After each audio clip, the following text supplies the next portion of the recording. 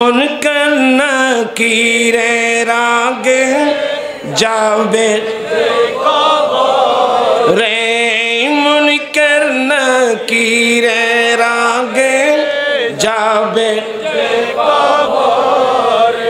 अमन ए दरूदी Medina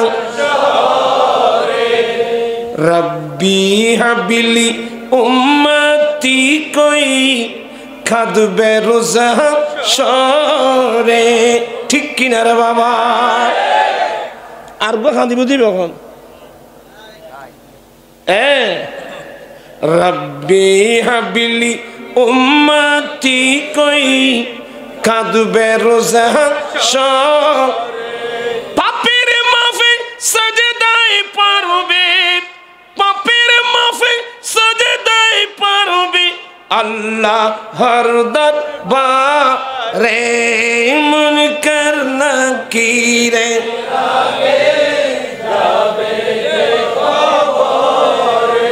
कखन जाबे मीज़ान पल्ले उज़न केमने करे कखन जाबे मीज़ान पल्ले उज़न केमने करे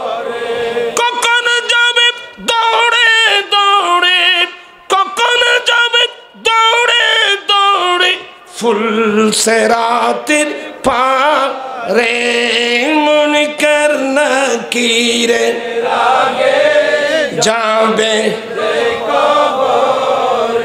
लास्ट के की लेक्शन जानेन এই দরদির জায়গা শামসু রাখিও অন্তরে এই দরদির জায়গা শামসু রাখিও অন্তরে তাহার শরণ রাখিসি সদাই তাহার শরণ রাখিসি সদাই সুন্নত আদায় করে মুনকার নাকিরে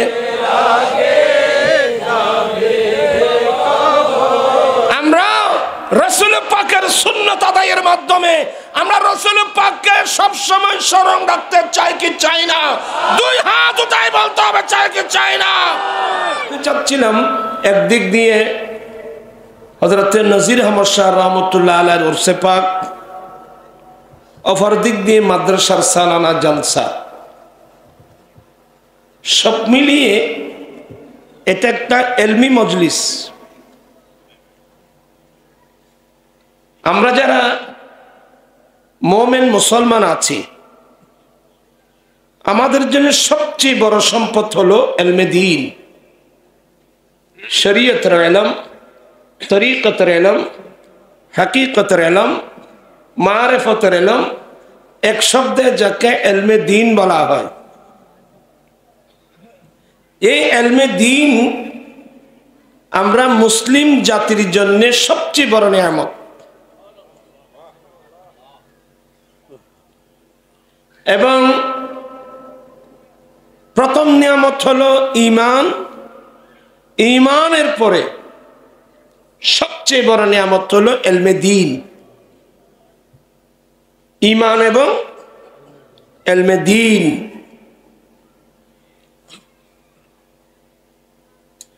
আমি সবাইকে অনুরোধ জানাবো বর্তমান আমরা অধিকাংশ মুসলমান দুনিয়া নিয়ে ব্যস্ত আমরা দুনিয়াকে প্রাধান্য দিচ্ছি ঈমান ইসলামকে আমরা প্রাধান্য দিচ্ছি না এটা হচ্ছে মুসলমানের বিপর্যয়ের সবচেয়ে বড় কারণ মহান রব্বুল আলামিন কোরআনে পাকের মধ্যে আপনারা তোমার ঐক্য ফিরে গেলে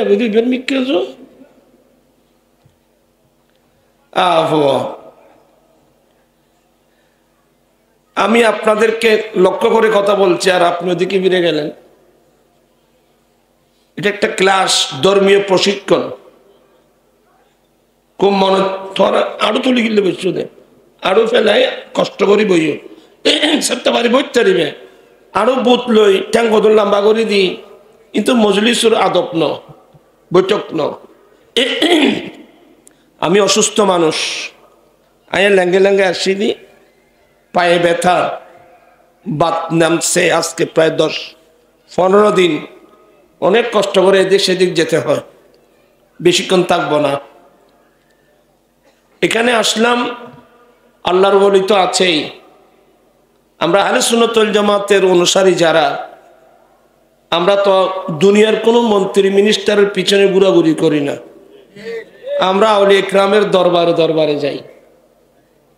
হ্যাঁ, দ্বিতীয় নম্বর, এখানে একটা মাদ্রাসা, আমার নবীর ঘর, এলমে দিন, এলমের বাগান, এগুলো এ কারণে, কারণ আমাদের আসাতাজা ইকরামদের মধ্যে যাদের কথা না বললে নিমক হারামি হবে। আমরা যাকে এক হিসেবে এখানকার বরজুর কাবলা হিসেবে জানতাম, জানি, উস্তাজি ওস্তাদুল উলামা, रहनुमाए शरीयत व तरीक़त मुर्शिद बरहक शेखुल अरब वल आजम अलहद मौलाना अजीजुल कलकादिरी अस्सईदी रहमतुल्लाह अलैहि গোটা জীবনটাই তো ইলমের জন্য কাটিয়ে দিয়েছেন, আলহামদুলিল্লাহ। মাদ্রাসা ছাড়া কিছু বুঝতেন না, আমরা ওনাদের থেকে এগুলা শিক্ষা পেয়েছি। কারণ আমাদের জন্য সবচেয়ে 1 নম্বর সম্পদ হলো ঈমান, দ্বিতীয় নম্বর সম্পদ হলো কি? ইলমে দ্বীন। আর সে ইলমে দ্বীনের জন্যই তো মাথার গাম ফায়ে ফেলে এলাকায় এলাকায় সুন্নি আদারা, সুন্নি মাদ্রাসা কায়েম করা হয়েছে, আলহামদুলিল্লাহ। আমি গুনাহগার হয়ে পর্যন্ত আঞ্জুমানে রাসবিয়া নুরিয়া ট্রাস্ট করে প্রায় এখন 19টা প্রতিষ্ঠান, তো এগুলোর অংশ, এগুলো হুজুরু, এগুলোর অংশের অংশ হুজুরু পাবেন। আমরা যে শিক্ষা পেয়েছি, এই মুজাফফরপুরবাসী, এই মুজাফফরপুরবাসীর সাথে আমাদের গভীর একটা সম্পর্ক। যখন আমরা সিবাতলি মাদ্রাসায় পড়তাম বা পড়াতাম, এখানে তো ছিলাম আমরা, প্রথম থেকে আমি বলে আসছি এখানে একটা প্রতিষ্ঠানের দরকার। আলহামদুলিল্লাহ, দেরি তো হলেও সে স্বপ্ন পূর্ণ হয়েছে, আলহামদুলিল্লাহ। আমি যে কথাটা বলতে চাচ্ছি, আল্লাহ কোরআনে পাকের মধ্যে বলেন, বিসমিল্লাহির রাহমানির রাহিম, ইয়ারফাইল্লাহুল্লাযীনা আমানু মিনকুম ওয়াল্লাযীনা উতুল ইলমা দারাজাত। আল্লাহ বলেন, তোমাদের মধ্যে যারা ঈমান এনেছে, 1 নম্বর, তোমাদের মধ্যে যারা ঈমান এনেছে এবং যাদেরকে ইলম দান করা হয়েছে, এদের অসংখ্য মর্যাদা আল্লাহ বুলন্দ করেন, সুবহানাল্লাহ।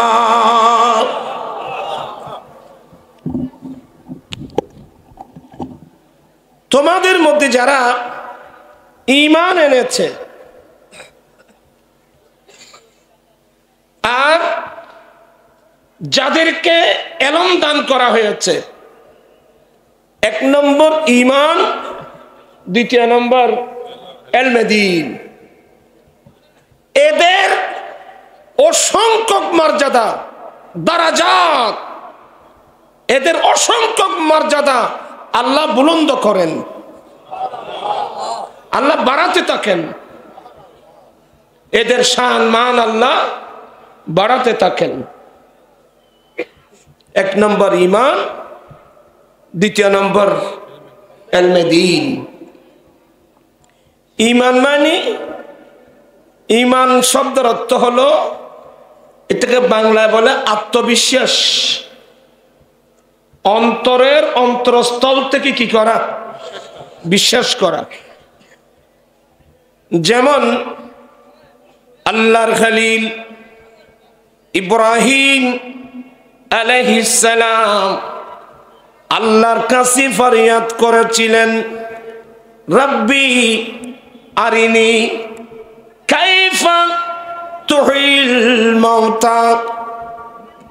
ইব্রাহিম আলাইহিস সালাম বলেছিলেন, মালিক মাওলা, তুমি একটু আমাকে দেখাও তুমি মৃত মানুষ কিভাবে জীবিত করবা। মৃত্যুর পরে জীবিত করবে। ওয়াল বাসে বাদাল, তোমার কথা না বুঝো বললাম, মৃত্যুর পরে আবার আমরা উঠবো নাকি?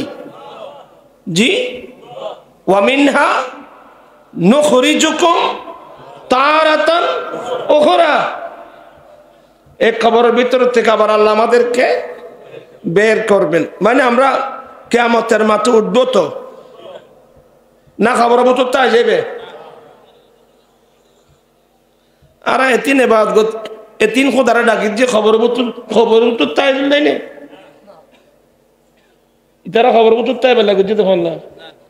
এতিন আল্লাহরা ডাকা দে বাদ করত দে, খবর মতো তাই বেল নাই না ব্যস্ত তাই বেল নাই, তারা কদুন তাই যাবে হল্লার খবর বুতুর এবে উঠছে দেখিলে তোরা তুই খরদার দে উড়ি খরদার দিদি আয় আর চেমিকে মানুষ আয় সময় দেন না খালি এনে উজু উজু বই বইলি কিছু করতে যাম। এগুলো এলমি মজলিস, এলমর মজলিস উড়ন্নান মারাত্মক। আয় হাদিস কইলে তুই আশ্চর্য হতে হবে, কিন্তু এলমর মজলিস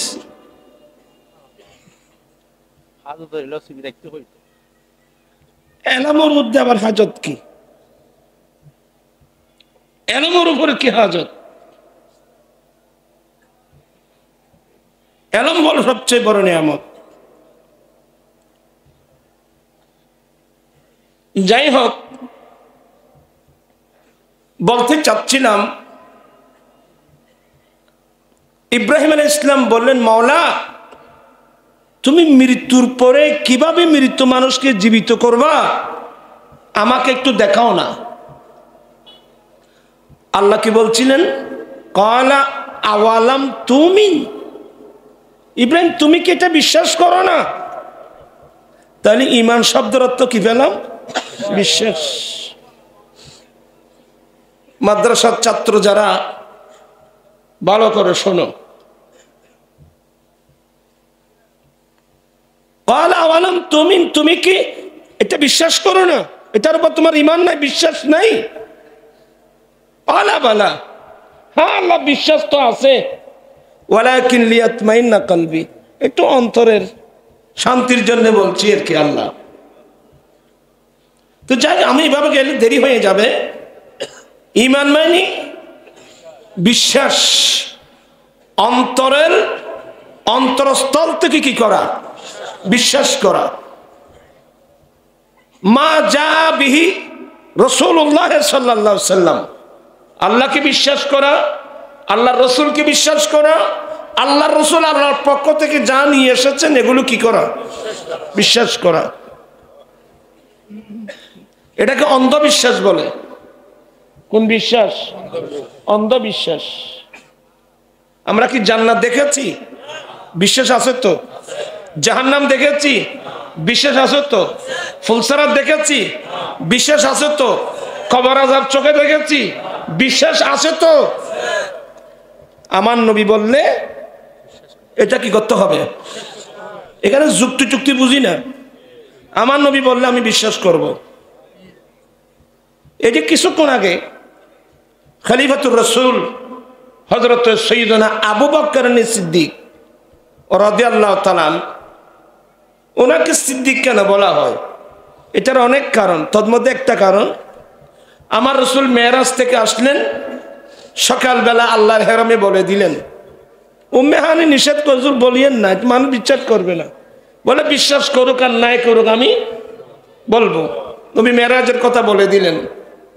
এগুলা শুনছিল আবু জেহেল।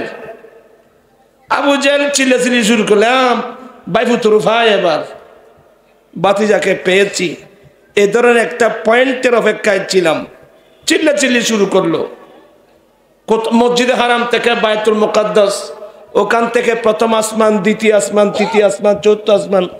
এরা বলে আমরা আসমান 14 গোষ্ঠী দেখে নাই, কিন্তু ফিলিস্তিন তো আমরা চিনি, যেতে লাগবে 1 মাস, আসতে লাগবে 1 মাস। মুহাম্মদ সাল্লাল্লাহু আলাইহি ওয়াসাল্লাম নাকি গত রাত্রে গিয়েছে, আবার এসে গেছে। এগুলো কি বিশ্বাসযোগ্য? একেবারে চিল্লাচিল্লি শুরু করলো। কে? এটা আবু জেহেল নইলে চিল্লাচিল্লি করতো না। আবু জেহেল মানে বড় মূর্খ। আবু জেহেল মানে আরবের মানুষ তাকে আবুল হাকাম বলতো, আমার রাসূল বলতো সে আবু জেহেল, বড় মূর্খ। এ চিল্লাচিল্লি করতে করতে এক পর্যায়ে ওই আবু জেহেল চিন্তা করলে এই পয়েন্টের মধ্যে আবু বকরকে মুহাম্মদ সাল্লাল্লাহু থেকে ছুটাই ফেলতে হবে। নাউজুবিল্লাহ বলেন না। এলে পয়েন্ট লই বই রয়েছি, আরে বতুর হদুন আছে তো কারো কোন দিয়ে ছুটাইও।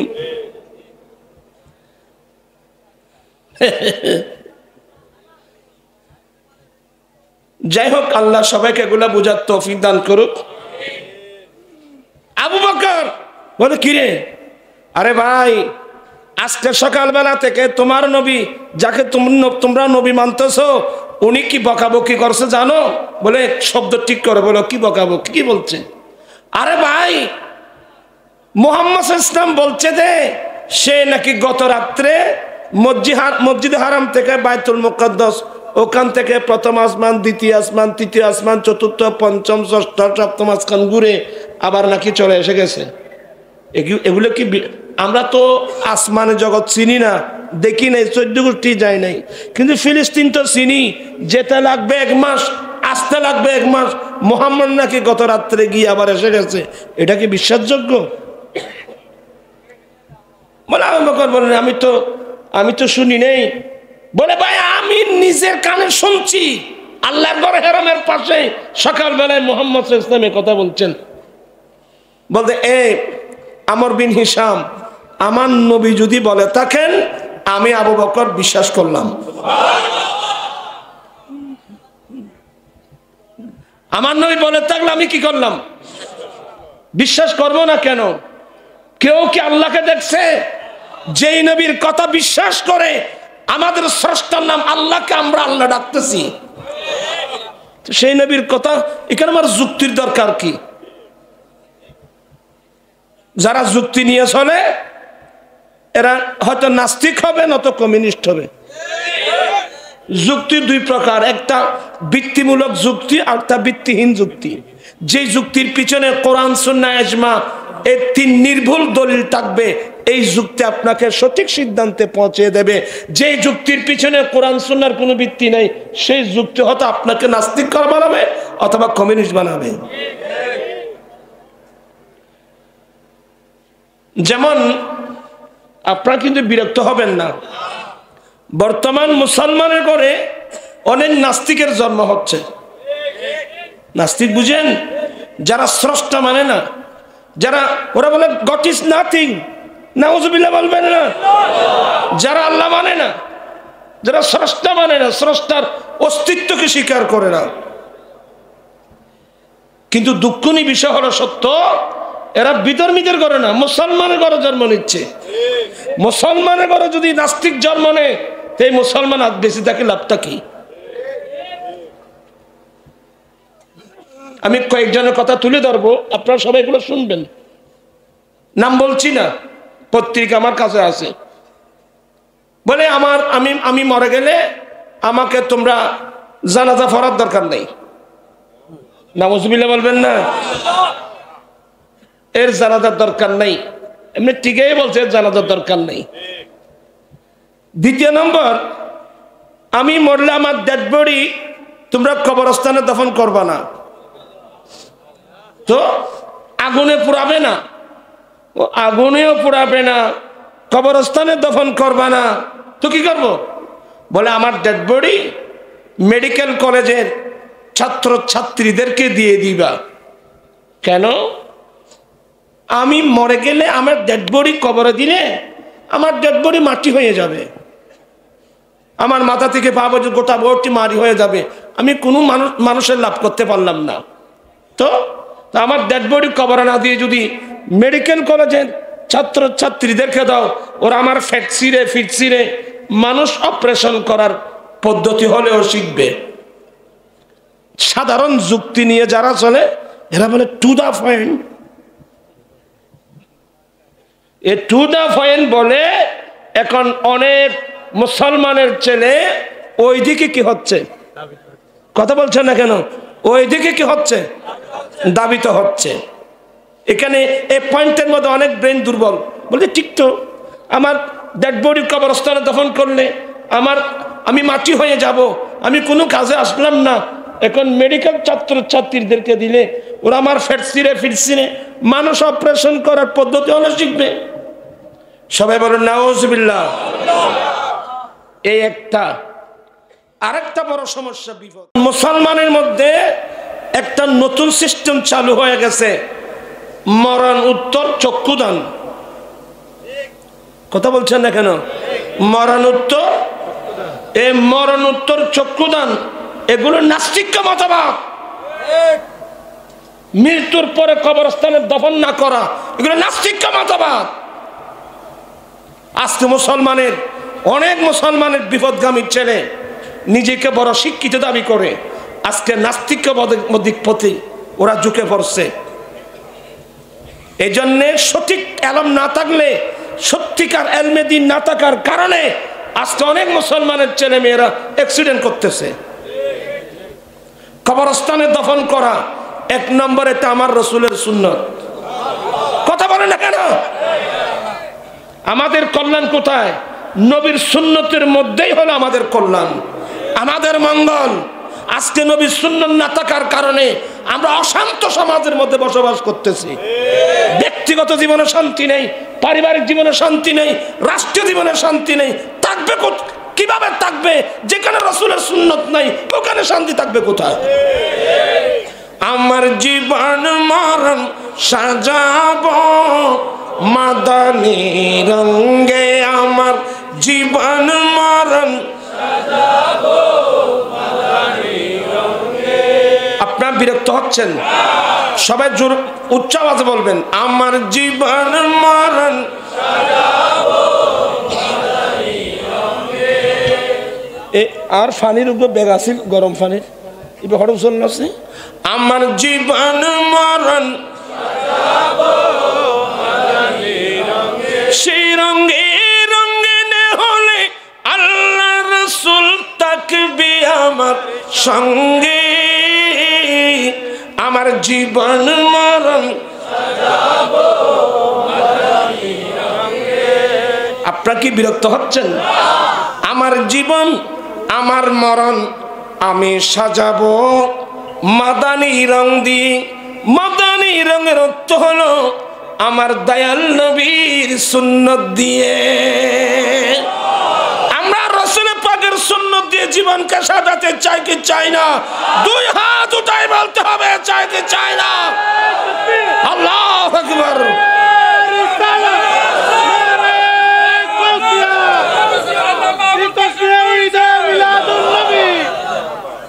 বিরক্ত হচ্ছেন? তোমার জায়গা আছো তো, ব্যাকরণ এখানে আসলে ভালো হয়।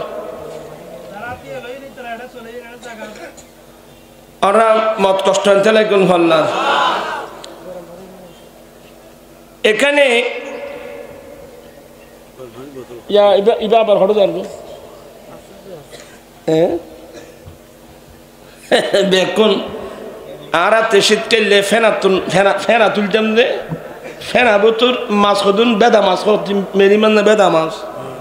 ইয়া মানুষের বেদা মাছের দিকে কি ঠান্ডা তো আজ কম ফরের, আজ ক্ষমা আছে আল্লাহর রহমতে। আপনারা সবার সামনে এসে বসে যান, আগামী 1 বছর আল্লাহ বাঁচিয়ে রাখলে তাহলে এই মাহফিলটা পাবার আশা করতে পারেন। আমি আগামী 1 বছর বেঁচে থাকবো তার কোনো নিশ্চয়তা আছে? আমাদের এই ছেলেরা যে নাত পড়ে,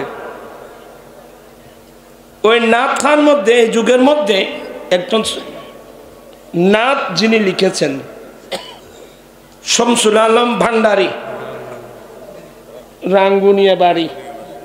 শামসুল আলম ভান্ডারী সে রাঙ্গুনিয়ার, সে আবার গহিরে মাদ্রাসার ছাত্র ছিল। শামসুল আলম আমার অত্যন্ত প্রিয়, আমরা গেলে অনেক রাত তার ঘরে কাটিয়েছি। সে বড় আশেক ছিল, সে অনেক সুন্দর সুন্দর নাল লেখছে। তন্মধ্যে একটা নাত হলো মন করনা কিরে রাগে যাবে যে কবরে, মন করনা কি রে রাগে যাবে মন করনা কি রে রাগে যাবে আমান এ দরদি মদিনা শহরে, মন করনা কি রে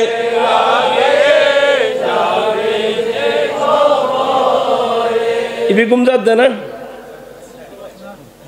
তুমি বাচ্চাইবে এটা করলে গুমনে দিবে বেরাইলে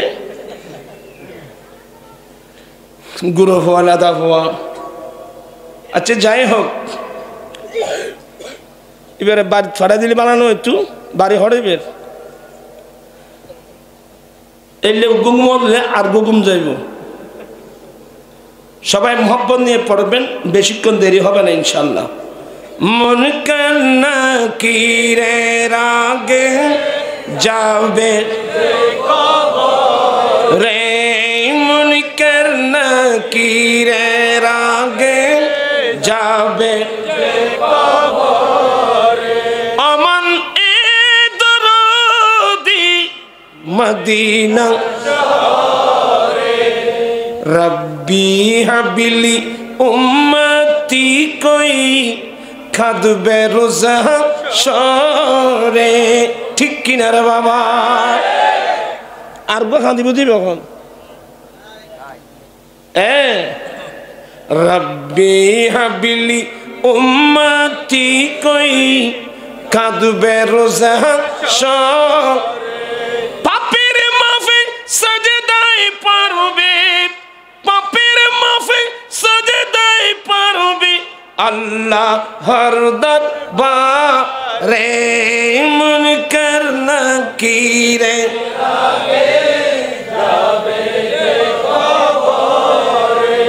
কখন যাবে মিজান পাল্লে ওজন কেমনে করে, কখন যাবে মিজান পাল্লে ওজন কেমনে করে, কখন যাবে দৌড়ে দৌড়ে, কখন যাবে দৌড়ে দৌড়ে ফুল সেরাতের পারে, মন করনা কি রে যাবে। লাস্ট থেকে কি লেখছেন জানেন? এই দরদির জায়গা শামসু রাখিও অন্তরে, এই দরদির জায়গা শামসু রাখিও অন্তরে, তাহার শরণ রাখিসি সদাই, তাহার শরণ রাখিসি সদাই, সুন্নত আদায় করে, মন করনা কি রে। আমরা রাসূল পাকের সুন্নত আদায়ের মাধ্যমে আমরা রাসূল পাককে সব সময় স্মরণ রাখতে চাই কি চাই না? 2 হাত উঠাই বলতে হবে চাই কি চাই না? আজকে নবীর সুন্নতের কথা। এই জন্য আল্লামা শরফুদ্দীন বুসিরি বলছেন, জালামতু সুন্নাতা মান আহয়া জালামাইলা। যে রাসূল সারা রাত দাঁড়িয়ে দাঁড়িয়ে কদম ফুলাই ফুলাই নামাজ পড়তেন, আজকে সেই নবীর সুন্নতের সাথে আমি ব্যভিচার করেছি। আমরা মুসলমান হয়ে নবীর সুন্নতের সাথে ব্যভিচার করেছি। কাল কিয়ামতের মাঠে আমরা নবীর সামনে কেউ মুখ দেখাতে পারবো না। আমরা সে রাসূলের সুন্নাত মোতাবেক চলতে চাই কি চাই না? যদি আমরা রাসূলের পাকের চলাফেরা, উঠা বসা, লেনদেন, আচার ব্যবহার, জন্মলগ্ন থেকে মৃত্যুকাল পর্যন্ত প্রত্যেক ক্ষেত্রে নবীর সুন্নত দিয়ে যদি আমরা আমাদের জীবনকে সাজাতে পারি, কবরে, হাসরে, কিয়ামতের কঠিন দিনে আমার পাশে আপনার পাশে কেউ নাই, আমার রাসূল তো থাকবেন। এটা বিশ্বাস আছে? আল্লাহ আমরা সবাইকে মাহবুব নবীর কথা বিশ্বাস করার তৌফিক দান করুন। কথার নাম লতা, একটা বলতে গেলে আর একটা এসে যায়। এই যে ঈমানের কথা বলছিলাম, বিশ্বাস, আমার নবী বললে আমি কি করব? কথা বলে না কেন? দেখেন আরেকটা কথা আমি যোগ করি, বাংলাদেশে তো মৌলবীর কোনো অভাব নাই। কত মৌলবী ফেসবুকে দেখা যায়, কথা বলছেন। এক মৌলবীর বক্তব্য শুনলাম, এই ড্রাইভাররা ফির বুজুর্গের খবর দেখলে গাড়ি থামান কেন? এরা মরে গেছে, এরা তোমাদের কি করতে পারবে? তো ওরা বলতেছে ঠিক ঠিক, আরে ঠিক ঠিকই কদুন আছে, ঠিক ঠিক কদিলে কদুন আছে। আমি সবাইকে সতর্ক করছি, স্কুলের ছাত্র, কলেজের ছাত্র, ইউনিভার্সিটির ছাত্র, বিশেষ করে বর্তমান আহলে হাদিস নামক একটা দল ডাক্তারের কথা শুনে, যুক্তি শুনে আজকে নিজের আসল পদ্ধতি বাদ দিয়ে, ইমাম আবু হানিফার নীতি বাদ দিয়ে ভিন্ন হতে চলে যাচ্ছে। নসিব খারাপ। আমি বিনয়ের সাথে অনুরোধ জানাবো, হ্যাঁ ভালো সহিহ হাদিস, তো সহিহ হাদিস এ বেশি বুঝে না, আমরা বেশি বুঝি। বরজুল কাবলা সহিহ হাদিস চিনত না, আল্লামা হাশেমি সহিহ হাদিস চিনত না, আল্লামা নজির আহমদ শাহ রহমতুল্লাহ সহিহ হাদিস চিনত না, গৌসুল আজম মাজভান্ডারী সহিহ হাদিস চিনে নাই, এ ডাক্তার জাকির নায়েককে চিনি দেয় না। না, এগুলো বলবা না, আমি অশ্রদ্ধা করব না। উনি একজন ইংরেজি শিক্ষিত মানুষ, উনি একজন ডাক্তার মানুষ, এটা তো ওনার সাবজেক্ট না। ওনার সাবজেক্ট হলো মানুষের শরীর নিয়ে গবেষণা করা। এটা এলমে তিবের ডাক্তারি জ্ঞানের জাত হলো, সত্তা হলো যে মানুষের বডি নিয়ে গবেষণা করো তুমি। কোরআন হাদিসের ডাক্তার তো তুমি না, কোরআন হাদিসের ডাক্তার তো ইমাম আজম আবু হানিফা। আশ্চর্য হয়ে যাবেন, এই ডক্টর গালেব রাজশাহী ইউনিভার্সিটির প্রফেসর ছিল, এই ইমাম আজম আবু হানিফাকে গালি দিয়ে মারাত্মক বই লিখছে। আমরা তো শুধু গড় গান সৌদি বই রয়েছি, বোফাই বই হনিকে যারগুনি হন। নবীর দিন কোথায় যাচ্ছে, ধর্ম কোথায় যাচ্ছে, ইমান ইসলাম কোথায় যাচ্ছে, এগুলো পাহারা দেয় নেওয়ালাকে। আহলে সুন্নাত ওয়াল জামাতের গরিব ঘরের ছেলে হলেও, আহলে সুন্নাত ওয়াল জামাতের আলেমরা অর্থের গরিব হলেও অন্তরের মধ্যে নবীর প্রেম নিয়ে নবীর বাগানটা পাহারা দিয়ে বসে আছে। কত কষ্ট করে সুন্নি মাদ্রাসাগুলো, বরজুর কেবলা এই মাদ্রাসা করতে কি কষ্ট করেছে আমরা চোখে দেখছি। অনেক বড় বড় সওদাগর চট্টগ্রাম সওদাগরের দোকানে গিয়ে হুজুর কেবলা বসে আছে, ঘন্টার পর ঘন্টা বসে আছে, যাবার লাস্টে 5টা টাকাও মাদ্রাসার জন্য দিল না,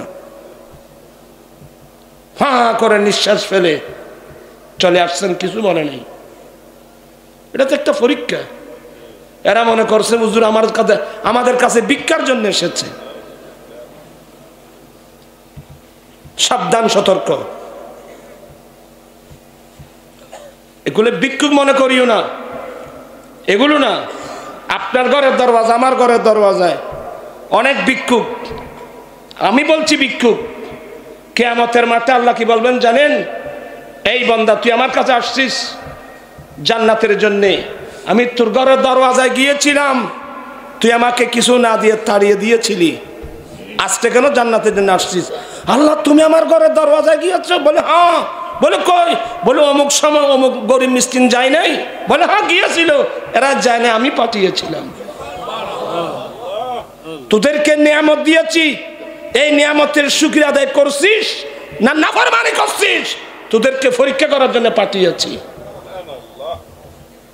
এবার একটা হাদিস পড়ুন। ক্বালা রাসূলুল্লাহি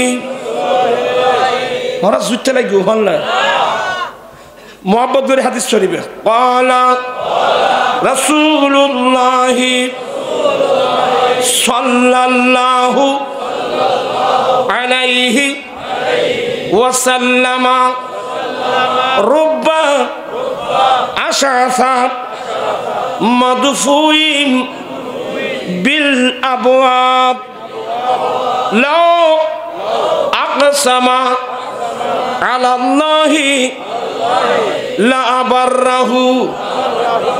আল্লাহর নবী বলেন, হে আমার উম্মত, অনেক মানুষ এলোমেলো চুল, অনেক মানুষ মাথার চুল এলোমেলো, ফাটা চোটা কাফার, মদফুইন বিল আবওয়াব, যাদেরকে দেখলে তোমরা ঘৃণা করে ঘরের দরওয়াজা থেকে তাড়িয়ে দাও।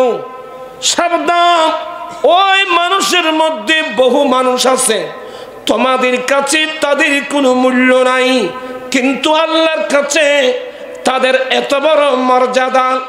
এরা কোনো একটা বিষয়ে যদি আল্লাহর কসম করে, আল্লাহ নিজেই তাদের কসম পূর্ণ করে দেয়।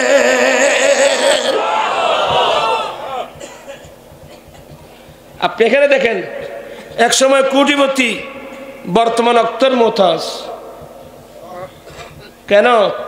নিশ্চয় এই গরিবদেরকে, গরিব মিসকিন খাঙ্গাল আপনার ঘরের দরওয়াজা গিয়েছে, আপনি মেজবান দিয়েছেন, বড় বড় পয়সাওয়ালার সঙ্গে গরিব মানুষ বসেছে, এই তুই আর কিনলে বসছিস, হই বাইরা দড়ি তুলে দিয়ে যে এর ভিতর খাম শেষ হয়ে গিয়ে।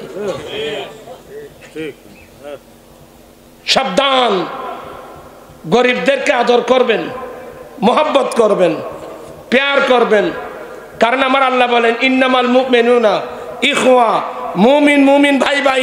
আপনি বড় পয়সাওয়ালা, আপনি বড় ভাই, সে গরিব মিসকিন ছোট ভাই। বড় ভাই ছোট ভাইকে ঘৃণা করে না, বড় ভাই ছোট ভাইকে আদরেই করে। গরিব মানুষকে আদর করলে মান সম্মান কমে যাবে, মান সম্মান চলে যাবে। সাবধান, আমার নবী কোন দলে? বলেন আমার নবী কোন দলে? আমার নবী পয়সাওয়ালার দলে নাই, আমার রাসূল গরিবের দলে। আল্লাহুম্মা আহইনি মিসকিনা ওয়া আমিতনি মিসকিনা ওয়া হাশুরনি ফি জুমরাতিল মাসাকিন। আল্লাহ আমাকে গরিবদের সঙ্গে রাখো, গরিবদের সঙ্গে আমাকে দুনিয়া থেকে নিয়ে যেও, গরিবদের সঙ্গে কিয়ামতের মাঠে উঠিও। আমার রাসূল গরিবের দলে। এজন্য সাহাবা একরামের জীবনী পড়েন, ওরা সমস্ত দুনিয়ার সম্পদ সবগুলো দ্বীনের জন্য দান করে গরিবের দলে চলে আসছে মুস্তাফার সঙ্গে থাকার জন্য। চিৎকার দিয়ে বলুন সুবহানাল্লাহ। গরিবদেরকে ঘৃণা করলে আপনার জন্য খতরা আছে। গরিব মিসকিন কাঙ্গাল অসহায়কে কোনোদিন ঘৃণা করবে না, আদর করবেন, মোহব্বত করবেন।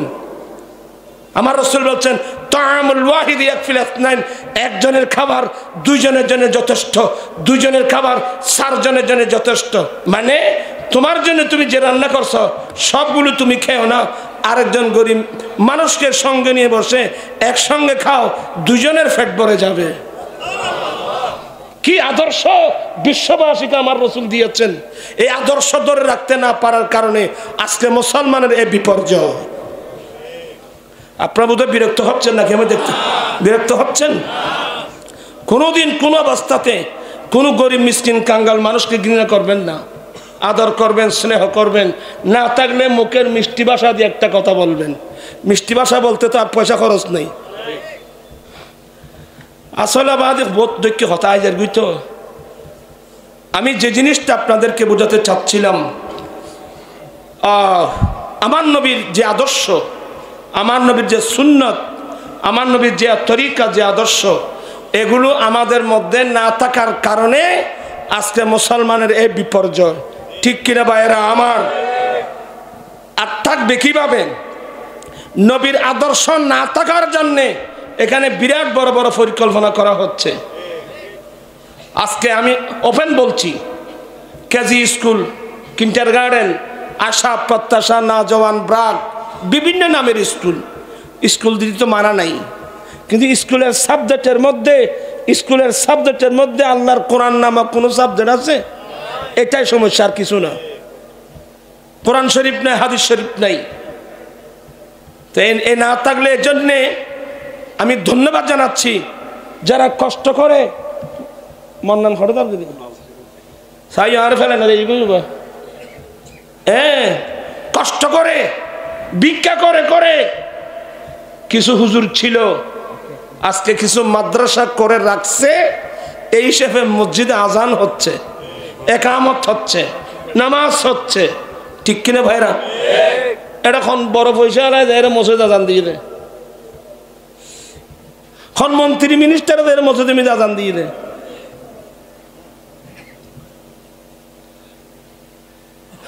তারা আশ্চর্য কথা, সত্য বলতেছি আমি আর কথা বাড়াবো না, যেহেতু রাত বেশি। যেহেতু আমি গতকালকে কয়েক জায়গায় বলছি, আমি বললাম আমার নবী হাদিস পাক কি বলছেন, আদ-দুনিয়া কুল্লুহা মাতা, দুনিয়ার সবকিছু আমাদের কল্যাণের জন্য, মঙ্গলের জন্য, আমাদের সামগ্রী, আমাদের উপকারের জন্য।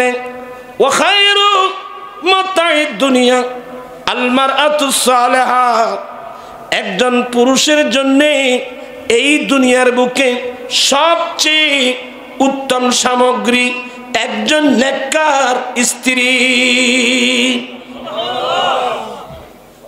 এই ছেলেরা সবাই মনোযোগ সহকারে শোনো, আমার নবীর হাদিস, একজন পুরুষের জন্য এই দুনিয়ার বুকে উত্তম সামগ্রী একজন নেককার স্ত্রী।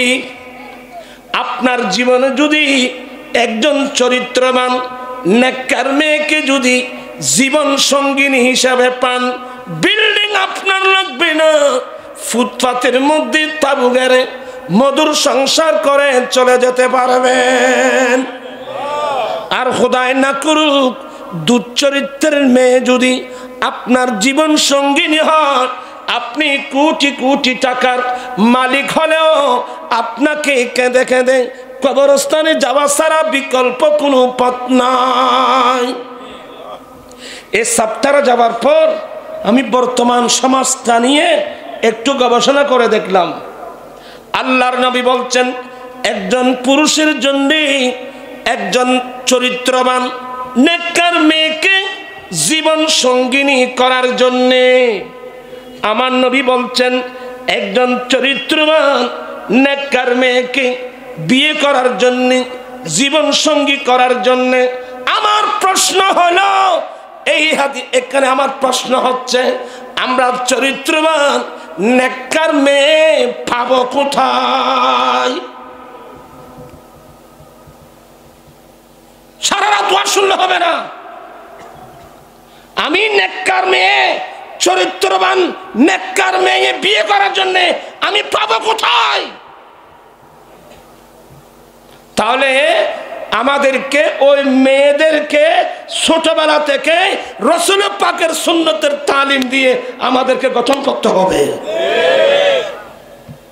আবার ছেলেদের জন্য নেককার মেয়ে লাগবে, আবার মেয়েদের জন্য নেককার স্বামী লাগবে। অতএব নেককার স্বামী, নেককার স্ত্রী আমরা পাবো কোথায়? বর্তমান এমন বিপদ এমন সমাজ, ভয়াবহ মারাত্মক সমাজ। ফেসবুক, এই মানুষই নেবেন না মাথাতে, কি বুক বলেন না, ফেসবুক। ফেসবুক বর্তমান ছেলে মেয়েদের হাতে ফেসবুক দেখবেন, ইউটিউব নিয়ে বসে আছে। ওখানে কি দেখে বললেন?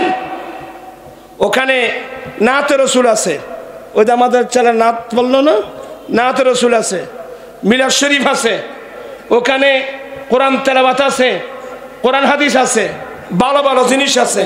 কিন্তু অধিকাংশ যুবক যুবতীরা এগুলো দেখে না কিছু দেখে? আমার ভাইয়েরা, ব্যভিচার কাকে বলে, জেনা ব্যভিচার কাকে বলে, কয় প্রকার, কি কি উদাহরণ সব বুঝাইয়া দাও। সমস্ত চিত্রগুলো জালেমরা ইউটিউবে ঢুকাই দিয়েছে। আর বর্তমান যুগের অধিকাংশ যুবক যুবতীরা ঘুমাতে পারতেছে না, বিছানায় গিয়ে জেনা ব্যভিচারের চিত্র দেখে দেখে নিজেকে ধ্বংস করে দিচ্ছে। ঠিক কিনা ভাইয়েরা? আবার কিভাবে আপনি কন্ট্রোল করবেন? একটি সম্পদ লাগবে, যে সম্পদের নাম ঈমান। কি বললাম? কি বললাম? এটার নাম ঈমান। ঈমান মানে বুক ভরা আল্লাহ এবং রাসূলের প্রেম, একটা সম্পদ। আর দ্বিতীয় নম্বর হলো ইলমে দ্বীন। দ্বিতীয় নম্বর কি? ফুয়াসা বেকুন দিন। মেয়ে তো আছে, আপনি মেয়েদেরকে কিভাবে লালন পালন করাচ্ছেন? পড়ুন, ক্বালা ওরা জুরলে পাইতেন, ক্বালা রাসূলুল্লাহি সাল্লাল্লাহু আলাইহি ওয়াসাল্লাম মান আলা জারিয়াতাইনি ফাআহসানা হাত্তা তাবলুগা ফাজাআহু ইয়াওমাল কিয়ামাতি হাকাযা ওয়া দাম্মা আসাবিয়াহু।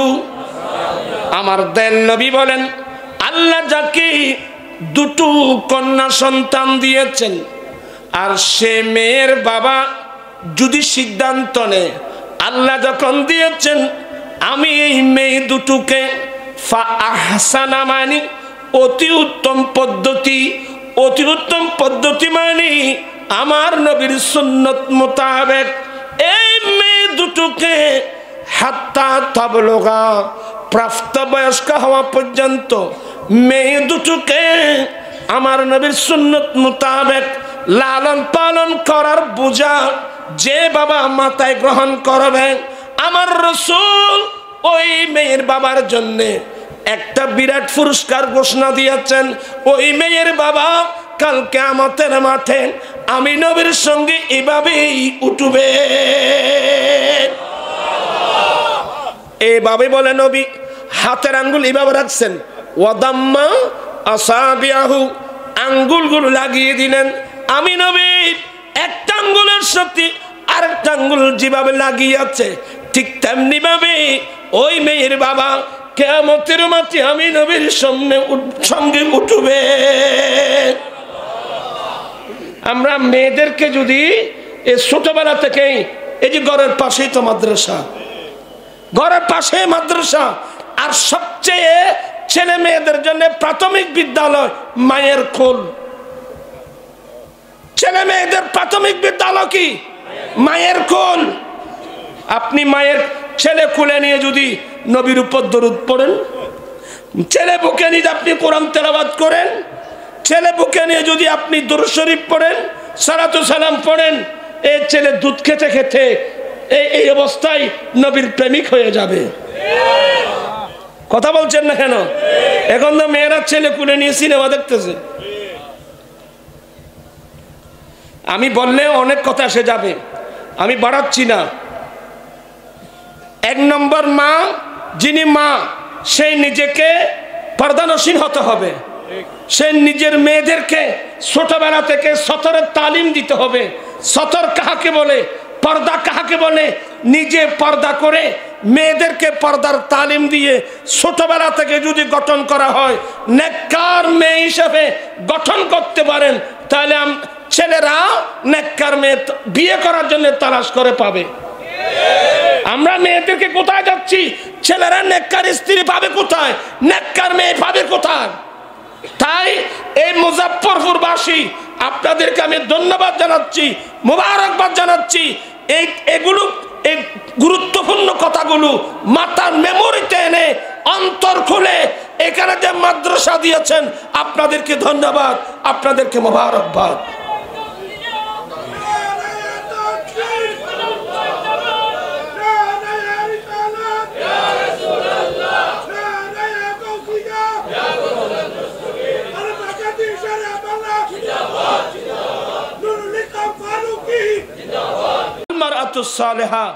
একজন পুরুষের জন্য দুনিয়ার মধ্যে সবচেয়ে উত্তম সামগ্রী একজন নেককার স্ত্রী।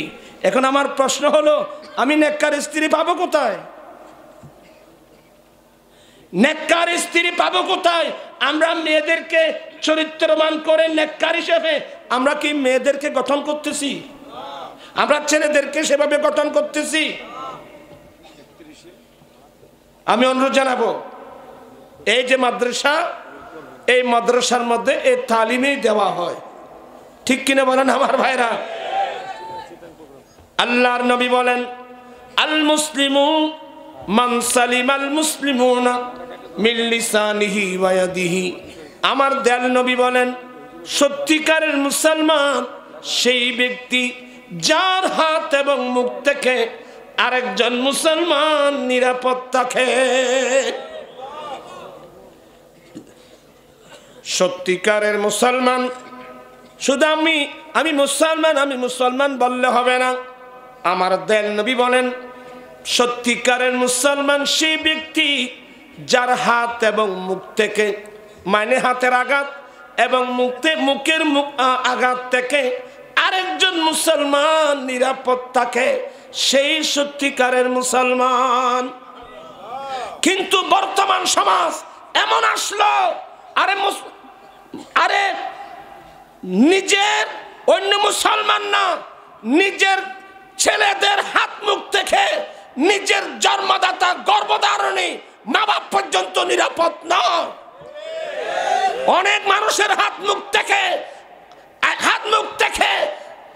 অনেক ছাত্রদের হাত মুখ থেকে ওস্তাদ নিরাপদ নয়।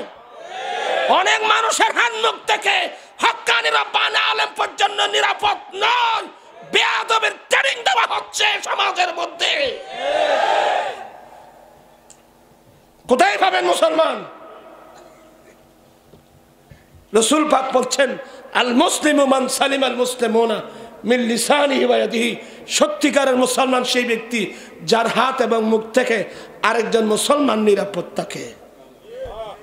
এখন তো অনেক মা বাপ পর্যন্ত নিরাপদ না, অনেক ওস্তাদ পর্যন্ত নিরাপদ নয়, অনেক হক্কানি রব্বানি আলেমরা পর্যন্ত নিরাপদ নয়। কারণ বেয়াদবির ট্রেনিং চলতেছে। সুন্নি কোনোদিন বেয়াদব হতে পারে না। সুন্নি মানে বাদব, বাতাল মানে বেয়াদব। একটা এই ধরনের একটা বক্তব্য রেখেছিল। তাই আমি কথা না বাড়িয়ে, যেহেতু আমার ভাই মুজাহিদে মিল্লত সুন্নিয়তের জন্য যাকে জেলে যেতে হয়েছিল, না জেলখানা এটা তো আমাদের জন্য নিয়ামত। আমি বলছিলাম জিয়াদি ভাইকে, আপনি এত তাড়াতাড়ি জেল থেকে বের হওয়া ঠিক হয় নাই। আরো সপ্তাহখানি যদি জেলে থাকতেন, তাহলে দেশের সুন্নি মহিলারাও ঘর থেকে বেরিয়ে যেত। জেলে যাওয়া দরকার। জেলে না গেলে সুন্নি অলগুম উঠতো না। বেগুন খায় না, তেল মারগুন যাবি দিবে।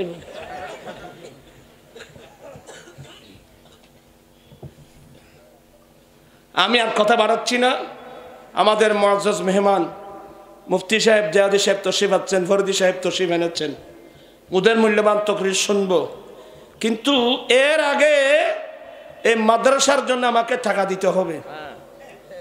মাদ্রাসার জন্য টাকা দিলে আমি মাইক ছাড়বো, নতুবা জেহাদের বক্তব্য শোনার জন্য আর সুযোগ দেওয়া হবে না। কি বলেন আপনারা? আমি নবীর প্রেমিক দেখতে চাই। এবার সহ সালানা জলসা, চতুর্থবারের মতো সালানা জলসা, অনেক সুন্দর মাদ্রাসা হয়ে গেছে আলহামদুলিল্লাহ। আপনার খুশি না বেদার? তো এই মাদ্রাসা আগামী 1 বছর ভালোভাবে চলুক। আপনার চান তো? ছেলে মেয়েরা মাদ্রাসায় পাঠাবেন তো? দেখি কে আছেন। হুজুর, আমি আমার নবীর এ ঘরের জন্য আমি 10,000 টাকা দিলাম, আমি 20,000 টাকা দিলাম, আমি 15,000 টাকা দিলাম, 50,000 টাকা দিলাম, 1 লাখ টাকা দিলাম। এই মাদ্রাসা মেহমানদের বক্তব্য